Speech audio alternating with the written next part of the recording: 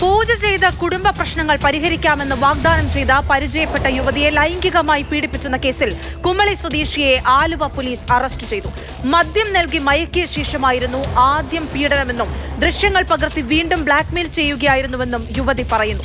കുടുംബവും കുട്ടികളെയും ജോലിയും നഷ്ടമായ അവസ്ഥയിലാണെന്ന് ഇവർ പറഞ്ഞു. പണവും സ്വർണവും ഇയാൾ കൈക്കലാക്കിയത് യുവതിയുടെ പരാതിയിലുണ്ട്. എറണാകുളത്ത് വരുവാണെന്നുണ്ടെങ്കിൽ ഇത് പറഞ്ഞു തീർക്കാം, നിന്റെ ഫ്രണ്ടിൽ വെച്ച് തന്നെ ഇത് ഡിലീറ്റ് ചെയ്ത് കളഞ്ഞേക്കാം, ഇനി ഞാൻ നിന്നെ ഉപദ്രവിക്കത്തില്ല, ശല്യം ചെയ്യത്തില്ല, വരാൻ പറഞ്ഞു. അങ്ങനെ ഇയാളുടെ ശല്യം സഹിക്കാൻ പറ്റാതായി കഴിഞ്ഞപ്പോൾ ഇയാളെ സോഷ്യൽ മീഡിയയിലൊക്കെ ഇടുമെന്നുള്ള ഉറപ്പായി കഴിഞ്ഞപ്പോഴാണ് ഇയാൾ പറഞ്ഞിടത്തേക്ക് വിശ്വസിച്ച് പോയത്.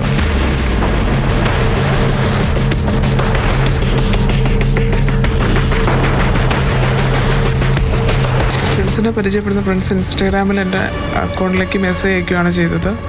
ഫ്രണ്ട്സിന് പൂജയും കാര്യങ്ങളൊക്കെ ചെയ്യുന്ന കാര്യമാണെന്നും ഫ്രണ്ട്സ് ഒരുപാട് സേവ കാര്യങ്ങളൊക്കെ പല സ്ഥലങ്ങളിലും പോയി ചെയ്യുന്ന ആളാണെന്നും എന്തെങ്കിലും പ്രശ്നങ്ങളൊക്കെ ഉണ്ടെങ്കിൽ എനിക്ക് ഫാമിലിപരമായ കുറച്ച് പ്രശ്നങ്ങളുണ്ടായിരുന്നു, ചോദിച്ചപ്പോൾ ഞാനത് പറയുകയും എന്നോട് പരിഹരിച്ച് തരാമെന്ന് പറയുകയും ചെയ്തു. അയാൾ പറയുന്ന രീതിയിൽ പ്രാർത്ഥനയും കാര്യങ്ങളൊക്കെ ആയിട്ട് പോയി.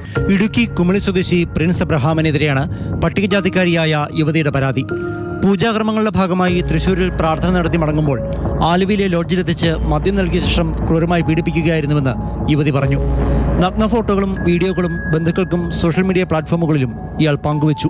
അന്ന് ഫുൾ അമ്പലത്തിലിരുന്നു. തിരിച്ചു വരുന്ന വഴിക്ക് ഇയാൾ, ഞാൻ ഗൾഫിൽ നിന്ന് വന്ന സമയമായതുകൊണ്ട് എനിക്ക് ഒരുപാട് യാത്ര ചെയ്തിന് ഞാൻ വോമിറ്റ് ചെയ്തായിരുന്നു.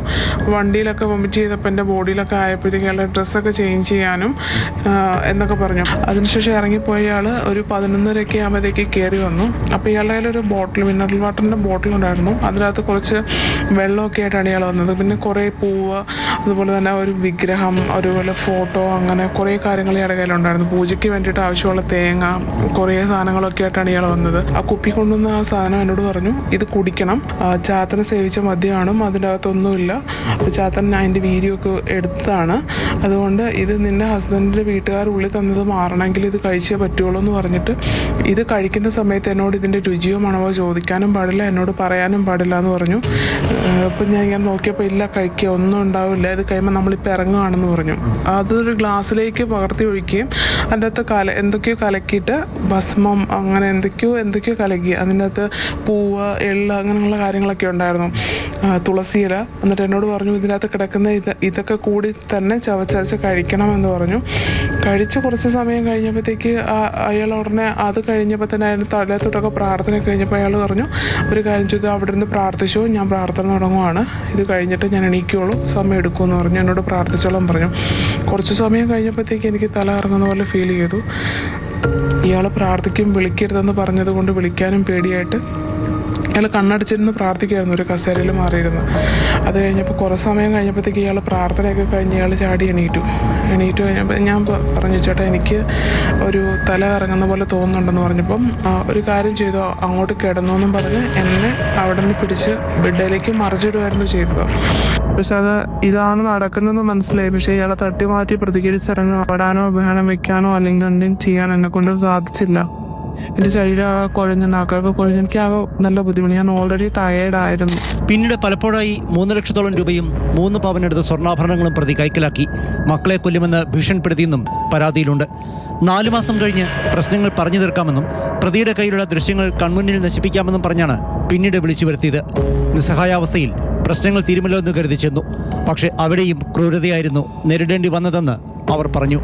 മൂവാറ്റുപുഴയിലെ ലോഡ്ജിലെത്തിച്ചാണ് ഉപദ്രവിച്ചത്. എറണാകുളത്ത് വരുവാണെന്നുണ്ടെങ്കിൽ ഇത് പറഞ്ഞു തീർക്കാം, നിന്റെ ഫ്രണ്ടിൽ വെച്ച് തന്നെ ഇത് ഡിലീറ്റ് ചെയ്ത് കളഞ്ഞേക്കാം, ഇനി ഞാൻ നിന്നെ ഉപദ്രവിക്കത്തില്ല, ശല്യം ചെയ്യത്തില്ല, വരാൻ പറഞ്ഞു. അങ്ങനെ ഇയാളുടെ ശല്യം സഹിക്കാൻ പറ്റാതായി കഴിഞ്ഞപ്പോൾ ഇയാൾ സോഷ്യൽ മീഡിയയിലൊക്കെ ഇടുമെന്നുള്ള ഉറപ്പായി കഴിഞ്ഞപ്പോഴാണ് ഇയാൾ പറഞ്ഞിടത്തേക്ക് വിശ്വസിച്ച് പോയത്. അപ്പോൾ ഇയാൾ എന്നോട് പറഞ്ഞത് വണ്ടിക്കകത്തുനിന്ന് സംസാരിച്ചിട്ട് നിന്നെ തിരിച്ച് വിട്ടേക്കാമെന്നാണ് പറഞ്ഞത്.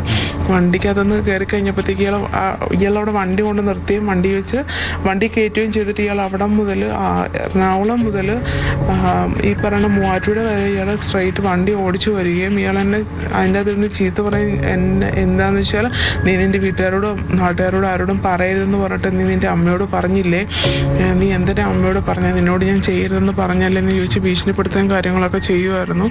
അങ്ങനെ ചെയ്ത് കഴിഞ്ഞപ്പോഴത്തേക്ക് എനിക്ക് മനസ്സിലായി ഇയാൾ എന്നെ ഉപദ്രവിക്കുമെന്ന് മനസ്സിലായി. റൂമെടുത്ത് കഴിഞ്ഞിട്ട് എന്നെ അവിടെ കൊണ്ടിട്ട് നന്നായിട്ട് ഉപദ്രവിച്ചു. റൂം ലോക്ക് ചെയ്ത് അകത്ത് കയറിയതും എന്നെ ഉപദ്രവിക്കുകയാണ് ചെയ്തത്. ഇതിന് ശേഷം അതിന് ഒരു രീതിയിൽ ശല്യം ചെയ്തില്ല. നിന്നെ ഇപ്പം ഇങ്ങോട്ട് കൊണ്ടുവന്നതിൻ്റെയൊക്കെ വകയിൽ എനിക്ക് ഒരുപാട് പൈസ ചിലവായിട്ടുണ്ട്, അതുകൊണ്ട് നീ എനിക്ക് കുറച്ച് പൈസ സ്വർണം തരുവാണെങ്കിൽ ഞാൻ നിന്നെ ഇതിൽ നിന്ന് ഒഴിവാക്കി വിട്ടേക്കാൻ തോന്നും. അന്ന് എനിക്കില്ല കൊടുക്കാൻ പൈസയൊന്നുമില്ല. ഇയാൾ പറഞ്ഞ പേടിച്ചുണ്ടെങ്കിലും പൈസ കൊടുത്തേനെ. പക്ഷേ ഇയാൾ എന്നോട് പറഞ്ഞു പൈസ തരാനില്ലെങ്കിൽ നീ സ്വർണ്ണം ഇങ്ങനെ തന്നേക്കാൻ പറഞ്ഞു.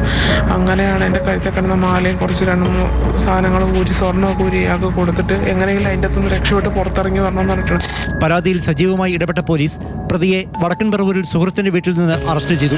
വിദേശത്തെ ജോലി പോയി, ഇനി ഒരിക്കലും വിദേശത്തല്ല, പിന്നെ ഇന്ത്യ വിട്ട് പുറത്തേക്ക് ഒരു രാജ്യത്തേക്ക് പോയി ജോലി ചെയ്യാൻ പറ്റാത്ത രീതിയിൽ ടിക്ടോക്ക് എന്ന് പറയുന്ന സമൂഹ മാധ്യമം വഴിയാണ് ഇവൻ പ്രചരിപ്പിച്ചത്.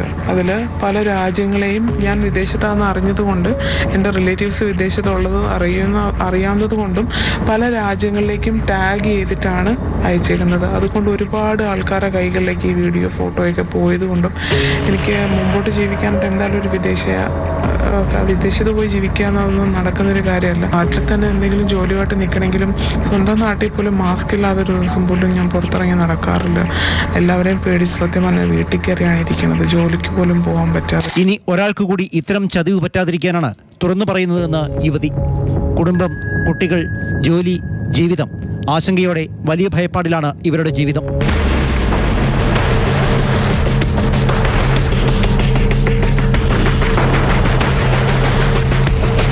മാതൃഭൂമി ന്യൂസ്, കൊച്ചി.